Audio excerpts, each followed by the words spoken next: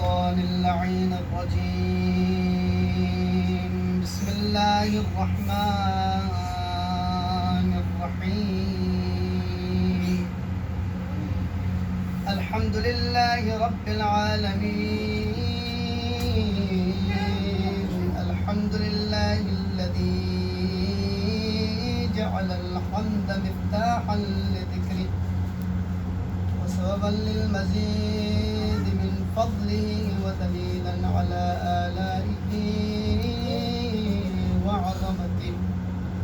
ثم الصلاة والسلام على البشير النذير السراج المنير العبد المؤيد والرسول المسدد الذي دنا فتدلى فكان قاب قوسين أو أدنى الذي سمي في السماء بأحمد وفي الأرضين أبي القاسم محمد. اللهم صل على محمد وآل محمد وآله الطيبين الطاهرين المعصومين المنتجبين سيما بقية الله في الأرضين روحي وأرواح العالمين للتراب مقدمي الفداء. أما بعد قال الله تبارك وتعالى في كتابه المجيد. بسم الله الرحمن الرحيم. ليس البر أن تولوا وجوهكم قبل المشرق والمغرب ولكن البر من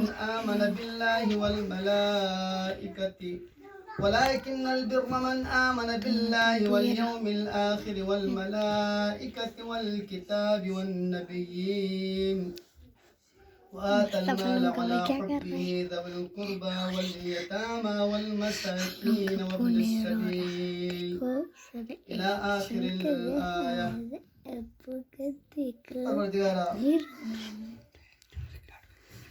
تیرے عزت و جلالت کا واسطہ محمد والے محمد کی عظمت کا واسطہ ہمارے اس قلیل عبادت کو اپنے درگاہ میں قبول منظور فرما. پروردگارا بانیان مجلس صاحبان مجلس جو ہدف لے کے اس مجلس کو انہوں نے منعقد کی ہے پروردگارہ ان کے تمام اہداف میں نئی کامیابیوں کا معنی عطا فرما. پروردگارہ قبلہ شیخ صاحب جن کے زوجہ محترمہ علیلہ ہیں بحق باب الحوائج ابو الفضل العباس انہیں شفاء کامل و عاجل عطا فرما. پروردگارہ تجھے واسطہ باب الحوائج کا ان کے تمام مشکلات کو آسان فرما. ان کے گھر پر اپنی رحمت و برکات کو نازل فرما. پروردگارہ حاضرین مجلس میں جو علماء کرام تشریف فرمائے سادات اعظام تشریف فرمائے جو بھی حاجات لے کے اس مجلس میں حاضری دی ہے پروردگارہ ان کی تمام حوائج کو برآورد فرما. پروردگارہ علم اسلام کو بلند فرما.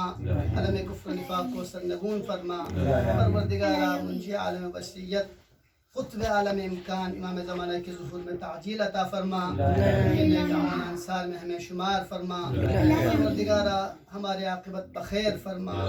رحمتک یا ارحم الراحمین. قبولیت دعا کے لیے 3 مرتبہ مل کے بآواز بلند صلوات. اللہم صلی علی محمد و آل محمد. اللهم صل على محمد وآل محمد. اللهم صل على محمد وآل محمد. علماء اکرام تشریف فرمائے. میں مختصر جس آیہ مجیدہ کی تلاوت کا شرف حاصل کیا اسی کے حوالے سے گفتگو کر کے آپ لوگوں کی زحمتوں کو تمام کروں گا. اور مجلس توسل بھی ہے باب الحوائج ابو الفضل عباس سے منسوب ہے. لہٰذا آج کا یہ مجلس انتہائی اہمیت کے حامل ہیں. ہم سب محتاج ہیں. ہم سب مختلف قسم کے مشاکل میں گرے ہوئے ہیں. لہٰذا باب الحوائج سے ہم متوسل ہوتے ہیں انشاءاللہ. آخر میں مصائب کے کلمات کے ساتھ نم دیدہ آنکھوں کے ساتھ دعا کر کے مجلس کو اختتام کروں گا. رب ذوالجلال اس آیت مجیدہ میں ارشاد فرما رہا ہے لیس البر نیکی یہ نہیں ہے کہ تمام اقسام، چاہے وہ بر فطری ہو، اخلاقی ہو، عبادی ہو، جس قسم کی بھی نیکی ہو، ان سب کے بارے میں پروردگار نے مطلق فرمایا. اور بر ہوتا ہے کیا ہے؟ بر کسے کہتے ہیں؟ بر اصل مفردات راغب میں ذکر ہوا ہے، یہ بر سے ماخوذ ہے جو کہ بحر کے مقابلے میں ہے. بر یعنی وسعت، جس میں وسعت ہو، جس میں گنجائش ہو. لہذا تمام نیکیاں اخلاقی حوالے سے ہو، اقتصادی حوالے سے ہو، تمام پہلو جو بر کے حوالے سے ہمارے ذہنوں میں آ جاتے ہیں، ان سب کی پروردگار عالم نفی فرماتے ہیں. لیس البر ان تولوا وجوہکم قبل المشرق والمغرب. نصارہ کی طرح مشرق کی طرف رخ کرنا یہ نیکی نہیں ہے. یہودیوں کی طرف، مغرب کی طرف رخ کرنا یہ نیکی نہیں ہے. اگرچہ یہ ایک شعار ہو سکتا ہے، اگرچہ ایک علامت ہو سکتی ہے، لیکن یہ نہیں نیکی مطلق یہی نہیں ہے. اور آپ جانتے ہیں پیغمبر گرامی اسلام جب بیت المقدس کی طرف رخ کر کے نماز پڑھتے تھے تو یہودی طعنہ دیتے تھے کہ رسول اپنے آپ کو برگزیدہ اور افضل رسول قرار دیتے ہیں، خاتم الانبیاء قرار دیتے ہیں، لیکن جب عبادت کرتے ہیں تو ہمارے کعبے کی طرف، ہمارے قبلے کی طرف رخ کر کے عبادت کرتے ہیں. قبلے کو اختیار کرنے میں ہم سے رہنمائی لے، ہماری طرف رجوع کرے، لیکن باقی عبادتوں میں، باقی معاملات میں آپ اپنا کوئی شریعت نافذ کرے. یہ کیسے ہو سکتا ہے؟ مرکز و محور تو کعبہ ہے جس کی طرف رخ کر کے، قبلہ ہے جس کی طرف رخ کر کے سب نے نماز پڑھنی ہے. لہذا پیغمبر گرامی اسلام کو جب یہ طعنہ دیا تو پروردگار عالم نے پیغمبر اسلام کی رضایت کو ملحوظ نظر رکھتے ہوئے، پیغمبر اسلام کی چاہت کو ملحوظ نظر رکھتے ہوئے فَلَنُوَلِّيَنَّكَ قِبْلَةً تَرْضَاهَا، اس قبلے کی طرف رہنمائی فرمایا پروردگار عالم نے جس کو پیغمبر چاہتے تھے. ابھی کعبے کی طرف رخ کر کے نماز پڑھنا یہ چاہت پیغمبر ہے، رضایت پیغمبر ہے. کس قدر محبوب تھا رب ذوالجلال کے سامنے اپنے حبیب. جب پیغمبر نے بار بار آسمان کی طرف دیکھا اس طعنے کو اپنے دل میں رکھتے ہوئے تو خداوند عالم کو یہ برداشت نہیں ہوا، خداوند عالم کو یہ گوارا نہیں ہوا، تو پیغمبر گرامی اسلام کو حکم فرمایا کہ فَلَنُوَلِّيَنَّكَ قِبْلَةً تَرْضَاهَا.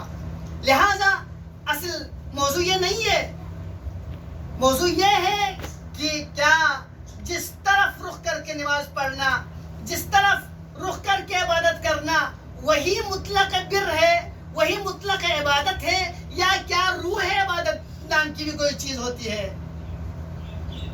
لہذا عزیزان محترم، یقیناً لیس البر ان تولوا وجوہکم قبل المشرق والمغرب ولکن البر من آمن باللہ. نیکی تو یہ ہے کہ خدا پر ایمان لے آئے. جب خدا پر ایمان لے آتے ہیں تو اس وقت کیا ہوتا ہے؟ باقی تمام خدا جو خود ساختہ ہیں، اگر ہم یہاں پہ دیکھا جائے تو خدا سے مطلب یہ نہیں ہے کہ آپ صرف جس کی پرستش کی جائے، بلکہ ہر وہ چیز جس کو آپ چاہتے ہیں، جس سے آپ محبت کرتے ہیں. لہٰذا اگر آپ شرک کے معنی میں دیکھیں تو وہاں سے آپ کو نظر آئے گا کہ شرک خفی بھی ہوتا ہے، شرک جلی بھی ہوتا ہے. لہٰذا ہر وہ چیز جس کی دل میں، جس کی چاہت آپ کے دل میں موجود ہے، وہ اگر واقعاً اس کو خداوند عالم کی نعمت شمار کیے بغیر بذات خود اس چیز کو آپ اصل قرار دیں، وہ تو شرک خفی ہے. لہٰذا مال کے ساتھ محبت کرنا، اولاد کے ساتھ محبت کرنا، اولاد کو سب کچھ سمجھنا، مال کو سب کچھ سمجھنا، ریاست کو سب کچھ سمجھنا، حکومت کو سب کچھ سمجھنا، یہ بھی شرک کے زمرے میں آ جاتا ہے. جب آپ من آمن باللہ کے اس مرحلے میں پہنچ جائے گا تو اس وقت وہ تمام خود ساختہ خدا خود بخود یہاں سے ختم ہو جاتا ہے. من آمن باللہ والیوم الآخر، روز آخرت پر ایمان لے آنا یہ بر ہے، یہ نیکی ہے. لہذا آخرت پر ایمان لے آنے سے کیا فائدہ ہوگا؟ آخرت پہ ایمان لے آنے سے آپ کو یہ دنیاوی جو چند دنوں کی زندگی ہے، چند سالوں کی زندگی ہے، اس کی حقیقت کے بارے میں آپ کو معلوم ہوگا. آپ اسی دنیا کے لیے دل دے کے نہیں بیٹھیں گے، اسی دنیا کو سب کچھ تصور نہیں کریں گے جیسے کہ کفار یہی تصور کرتے ہیں کہ اس دنیا میں ہم نے شہرت کمانا ہے، دنیا میں ہم نے اپنا نام پیدا کرنا ہے، لہٰذا دنیا میں نام پیدا کرنے کے لیے وہ اپنی جان کے بازی لگا لیتے ہیں. لیکن ہم اس دنیا کو سوائے گزرگاہ کے، سوائے قنطرہ کے، جیسے کہ مولا کائنات نے فرمایا کہ سوائے اس کو مزے آخرت کے اور کچھ تصور نہیں کرتے ہیں. مولا کائنات فرماتے ہیں الدنیا خلقت لغیرها ولم تخلق لنفسها. دنیا کسی دوسرے دنیا کے لیے خلق ہوئی ہے، اپنے لیے خلق نہیں ہوئی ہے. ایک اور جگہ پر مولا امام کاظم علیہ السلام فرماتے ہیں الدنیا تغر، دنیا تمہیں دھوکہ دے گی، وتضر، تمہیں ضرر دے گی، وتمر، اور گزر جائے گی. وَإِنَّ أَهْلَ الدُّنْيَا كَرَكْبٍ، اہل دنیا کی مثال اس سواری کی ہے، بینہما حل اصحابہم سائقہم فارتحلوا، اس کاروان کی مانند ہے. جب وہ چلتے چلتے تھک جاتے ہیں تو تھکاوٹ دور کرنے